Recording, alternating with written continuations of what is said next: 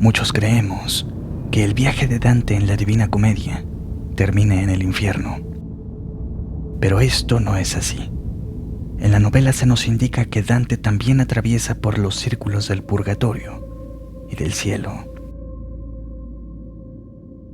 Después de que Dante atraviesa el infierno, gracias a la guía de Virgilio, se dirigen hacia el monte Purgatorio, que es una gran montaña rodeada de agua, la más alta de la Tierra, la única tierra del hemisferio austral, justo en las antípodas del monte Calvario. Dante sale del túnel en una playa desierta, donde se encuentra con Catón, quien se suicidó en el año 46 a.C., para no caer en manos de César. Él es el vigilante del purgatorio, y las ánimas llegan hasta aquí, en barcas pilotadas por ángeles. Antes de entrar en el sitio, nos encontramos con el antepurgatorio.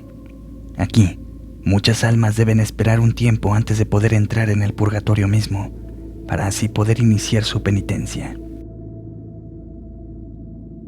Los excomulgados que se arrepintieron antes de su muerte, estos deben de dar vueltas a la montaña antes de iniciar su penitencia, durante un tiempo 30 veces superior a lo que duró su excomunión. Entre estos se encontraba Manfredo. Los perezosos, quienes deben esperar lo mismo que duró su vida antes de entrar en el purgatorio. Los muertos violentamente que se arrepintieron antes de morir. Y los príncipes que descuidaron sus deberes.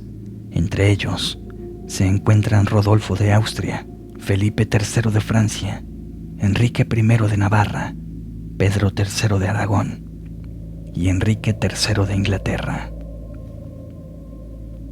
Desde la puerta del purgatorio, Virgilio guía a Dante a través de sus 7 círculos. Estos corresponden a los 7 pecados capitales o 7 raíces del pecado. La clasificación del pecado aquí es mucho más psicológica que la del infierno. Se basa en motivos, en lugar de acciones. También es elaborado principalmente a partir de la teología cristiana y no de las fuentes clásicas. El núcleo de la clasificación se basa en el amor, con los 3 primeros círculos del purgatorio en relación con el amor pervertido, dirigido a los daños reales de los demás. El 4º círculo se refiere al amor deficiente, mientras que los últimos 3 se relacionan con el amor excesivo o desordenado de las cosas buenas. Cada círculo purga un pecado en particular de manera adecuada. Aquellos en el purgatorio pueden dejar voluntariamente su círculo, pero solo lo harán cuando se haya corregido el defecto dentro de sí mismos que los llevaron a cometer el pecado. La estructura de la descripción poética de estas terrazas o círculos es más sistemática que la del infierno, y se asocia con cada terraza una oración apropiada o bienaventuranza y los ejemplos históricos y mitológicos del pecado mortal, pertinentes y de su virtud opuesta. Las 3 primeras terrazas del purgatorio están relacionadas con pecados causados por un mal amor que de alguna forma llega a herir a la persona amada.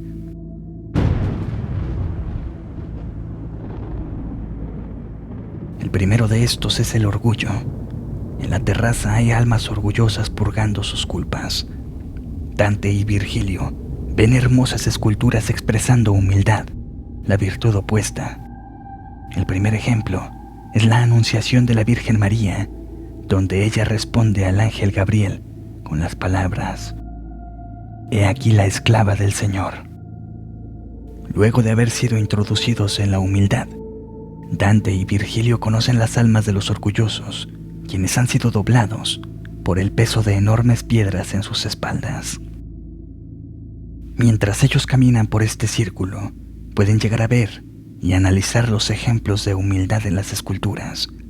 La primera de estas almas es Umberto Aldobrandeschi, cuyo orgullo está junto a él en su descenso. En el canto 13º, Dante señala con franca autoconciencia que el orgullo es un defecto en él. Luego de la conversación con el orgulloso, Dante ve algunas esculturas mucho más alejadas. Estas ilustraban el orgullo mismo. Mostraban a Satanás, Lucifer, la Torre de Babel, el rey Saúl, a Aracne, entre otros. Luego, los poetas ascienden al siguiente círculo. Un ángel cepilla con sus alas la frente de Dante, borrando la letra P, correspondiente al pecado. Y Dante oye la beatitud. Benditos son los pobres en espíritu.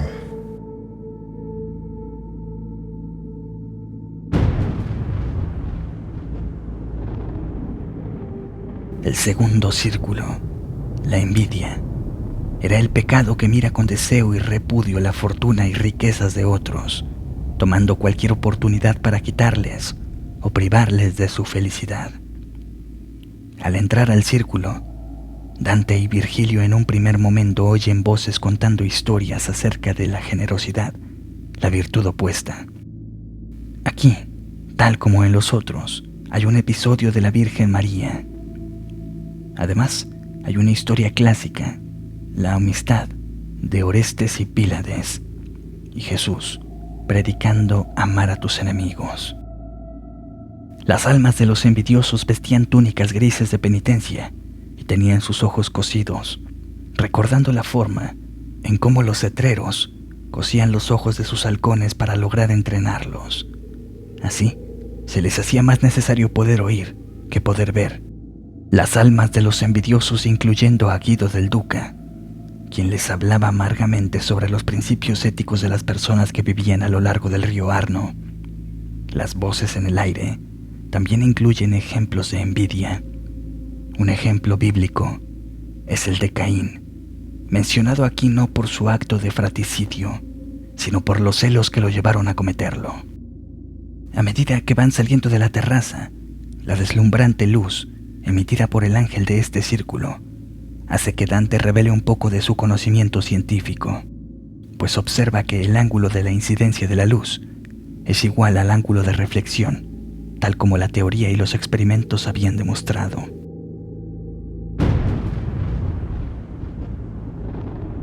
Este es el círculo de los iracundos. Ejemplos de macedumbre, la virtud opuesta, son mostrados a Dante como visiones en su mente. Como ejemplo clásico, tenemos a la esposa de Pisístrato pidiendo por la ejecución de un hombre que había abrazado a su hija.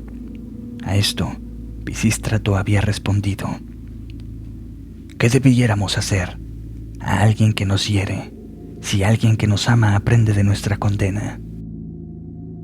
Las almas de los llenos de ira caminaban en las humarolas de Acre. Esto simboliza el cegador efecto del enojo. Marco Lombardo discute con Dante acerca del libre albedrío, un tema relevante, ya que no hay razones para discutir con alguien que no tiene control sobre sus acciones. Dante también tiene visiones con ejemplos de ira, tales como Jamán y Lavinia. La oración de esta terraza, o círculo, es el Agnus Dei. Cordero de Dios, tú que quitas el pecado del mundo, ten piedad de nosotros. Danos la paz. En este punto, Virgilio explica a Dante la organización del purgatorio y su relación con el amor pervertido, deficiente o mal dirigido.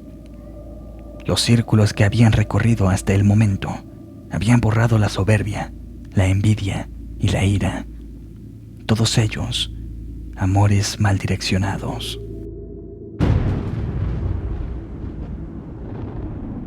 En el cuarto círculo se podían encontrar las almas de aquellos que pecaron por descuido, lo que sería la pereza. Aquí son condenados a incesantes trabajos. Los ejemplos de entusiasmo o energía, las virtudes opuestas, son clamados por las almas que recorren la terraza. Estos ejemplos incluyen episodios de la vida de la Virgen María, Julio César y Eneas. Además, reemplaza las oraciones verbales de esta terraza. Los perezosos están demasiado ocupados siquiera para conversar durante sus trabajos. Por ello, esta es una de las secciones más cortas del poema. Alegóricamente, la pereza espiritual y la falta de cuidado llevan a la tristeza.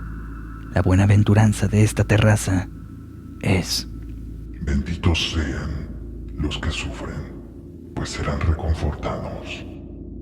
Al caer la segunda noche con los poetas aún en este círculo, Dante sueña con una sirena. En los últimos 3 círculos se encuentran los que pecaron por amar buenas cosas, pero amándolas excesivamente o desordenadamente. En el 5.º círculo, la excesiva preocupación por los bienes terrenales, ya sea codiciosamente o extravagantemente, es castigada y purificada. Los avaros y los adinerados yacen boca abajo en el suelo, sin la posibilidad de moverse. Y sus oraciones son: mi alma está adherida al polvo, vivifícame con tu palabra. Una oración que expresa el deseo de seguir las leyes de Dios. En este círculo, Hugo el Grande se lamenta en contraste cómo la avaricia había motivado las acciones de sus sucesores y profetiza eventos que sucederían luego de la época en la que se ubica el poema. Al otro, que hasta salió preso en una nave, veo vender a su hija pactando precio, como los corsarios hacen de otras esclavas. Oh, avaricia, ¿qué más puedes hacer? Que así te has apropiado de mi sangre, que ni te cuidas de tu propia carne, para que menos se vea el mal futuro y pasado. Veo en Anagni entrar la flor de lis, y en su vicario quedar Cristo encarcelado. Veo ser de nuevo burlado, veo renovar el vinagre y la hiel, y entre vivos ladrones ser oxiso. Veo al nuevo Pilato, una vez tan cruel, que ni eso lo sacia, pues sin decreto hasta el temple lleva las codiciosas velas.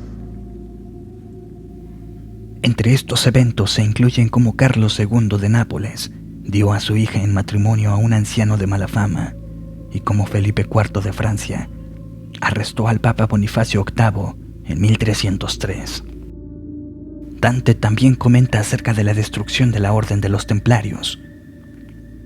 En una escena en que Dante relaciona con el episodio en el que Jesús se aparece con 2 discípulos en el camino hacia Emaús. Antes de dejar el sitio, Dante y Virgilio son alcanzados por el poeta Estacio, a quien Dante presenta como un convertido al cristianismo. Acababa de finalizar su purificación en aquel círculo, y como cristiano, su guía sería apta para complementar la de Virgilio.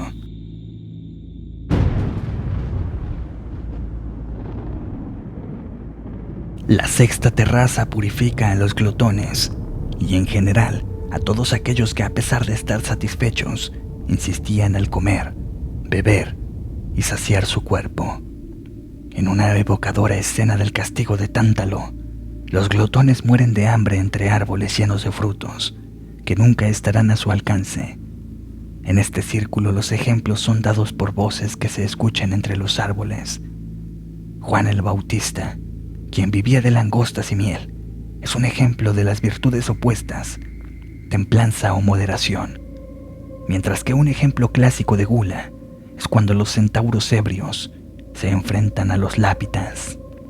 El rezo para esta terraza es: los labios me dominan. Estas son las palabras de apertura de la liturgia diaria de las horas. Aquí Dante también encuentra a su amigo Forese Donati y su precursor poético, Bonagionta Oberchiani, quien tiene palabras amables para el poema más temprano de Dante, La Vita Nuova, describiéndolo como el nuevo estilo dulce y cotizado de la línea. Las damas que tienen la inteligencia de amor.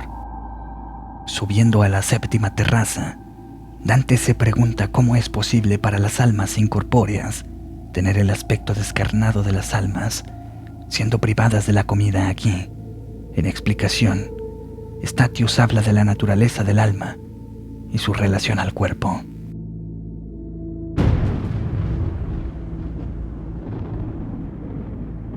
La terraza de la lujuria tiene una inmensa pared de llamas a través del cual todos deben pasar, almas arrepintiéndose del deseo mal dirigido sexual. Se ejecutan a través de las llamas gritando ejemplos de la lujuria y de la castidad, y de la fidelidad marital. Como una oración, cantan el himno Dios de la suprema clemencia de la liturgia de las horas. A medida que el círculo de la terraza avanza, los dos grupos de penitentes se saludan de forma que Dante compara con las hormigas. Entre las flamas a las que no se atreve a entrar están los poetas románticos Guido Guinicelli, Arnaud Daniel, con quienes Dante conversa.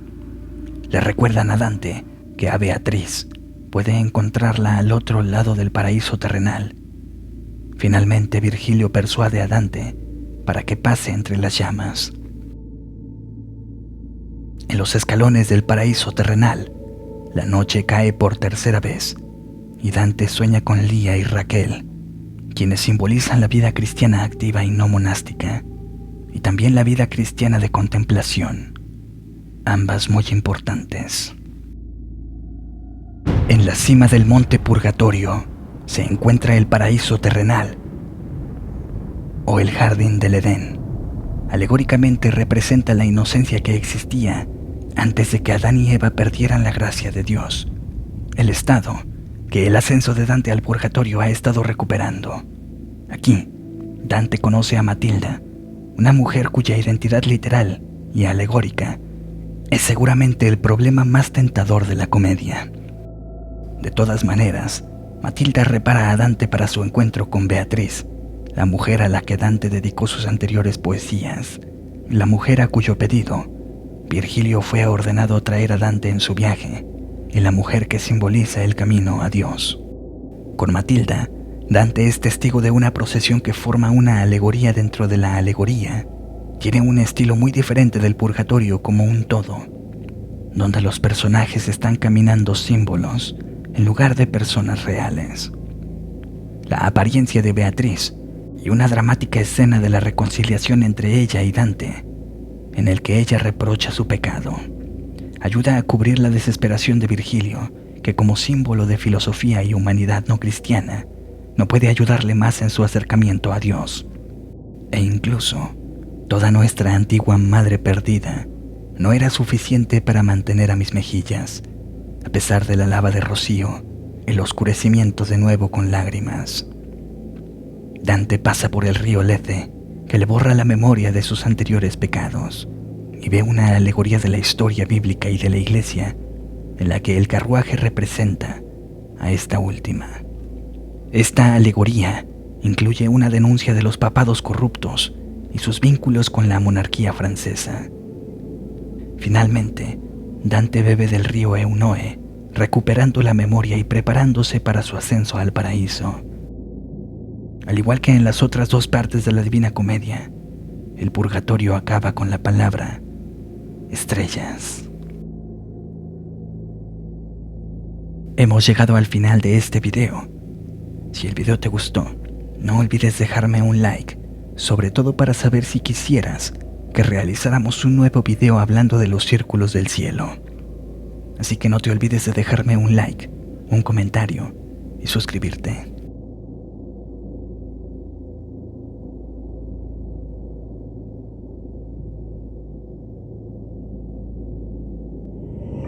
Suscríbete.